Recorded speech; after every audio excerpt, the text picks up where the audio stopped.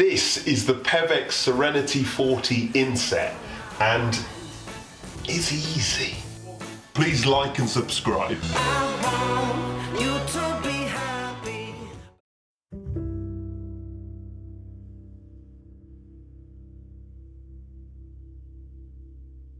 They make three main different sizes, which is the 40, which is the one we have here, a 45, and a 50.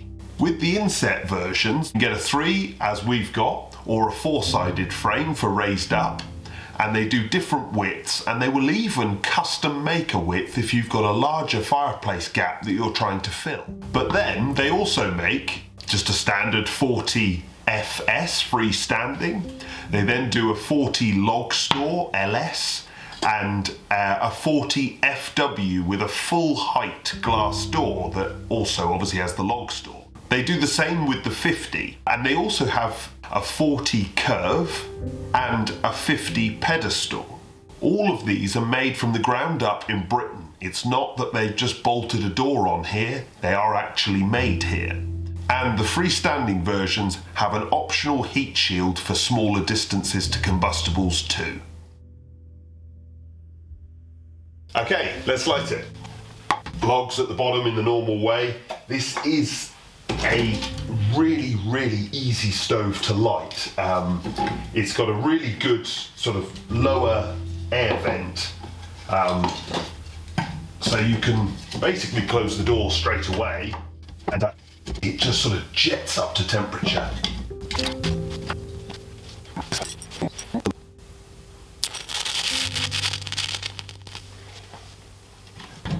This is a really easy stove to light, up to temperature in 10 minutes, quarter of an hour. Obviously it's tricky with inset stoves to assess when they're up to temperature because there isn't like a stovepipe that you can put the thermometer on, so you end up sort of moving it about, but you know, I have a certain feel for these things. Clearly it's up to temperature now, but mostly you have to do it with feel.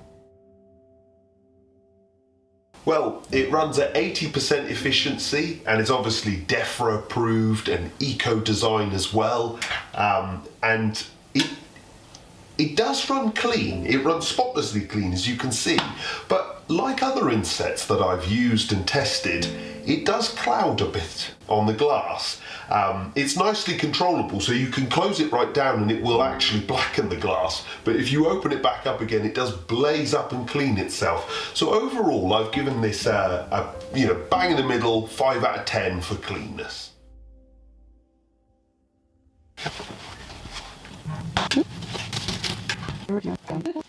Well, reloading is absolutely fine. I mean, I opened the door a little bit quick, so you got a little puff of like sparks or whatever, but as a general rule, you're not getting smoke coming back into the room, so that's great. The controls are really good as well. It's got a lower air control, which if you're burning coal you'll use, but ordinarily you'll just close it up when you're burning wood. But what's lovely about it is it flares the thing up so quick, so if you come in after several hours and you want to get it going again, just pulling that out, it's fantastic. And then of course if you are burning coal, so you are using the lower air, it does have a sort of lockdown at 20%, so there's like a very clear notch that you then click up and click in again to completely close it, which is obviously what you do when you were burning wood. From there, obviously you've got the main air control. If we got it open fully, it ain't bad. That's good. It's blooming good. It does exactly what we want it to do. And you could open it up a little bit more, and you'll learn with your chimney where to best place it. The tool with the ash, the tool isn't perfect because this is obviously designed so you can open the stove and close the stove, but none of that works beautifully. I'd just rather do it with the gloves. And the ash pan, as you can see here, getting it in and out, it works, but it's just, it's not perfect, nothing is. But overall, certainly with regard to the controllability, this is a 7 out of 10. It's done actually a really good job. We test fuel economy by getting the stove up to temperature and then burning a single net of kiln-dried logs on it to see how long it will maintain at operating temperature.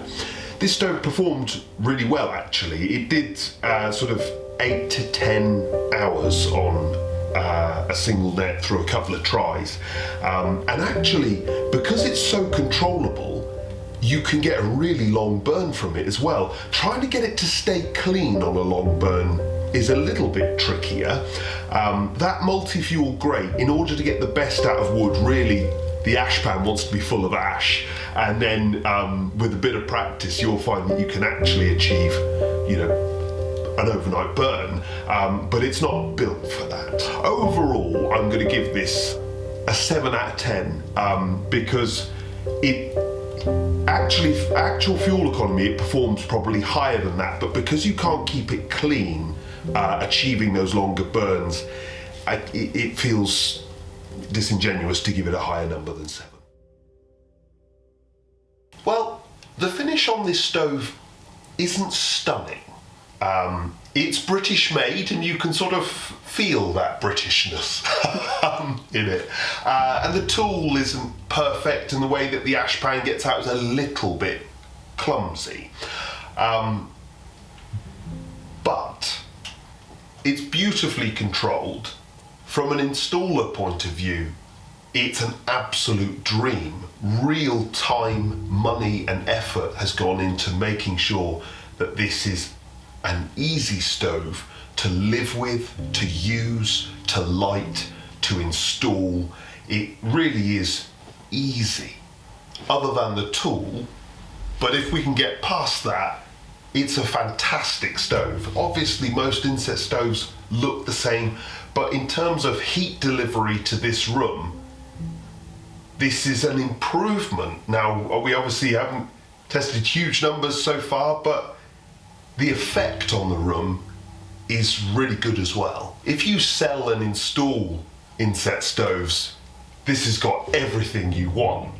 And if you're looking to buy an inset stove, then this is a really controlled, easy thing to live with and light. It's a fantastic focal point as well.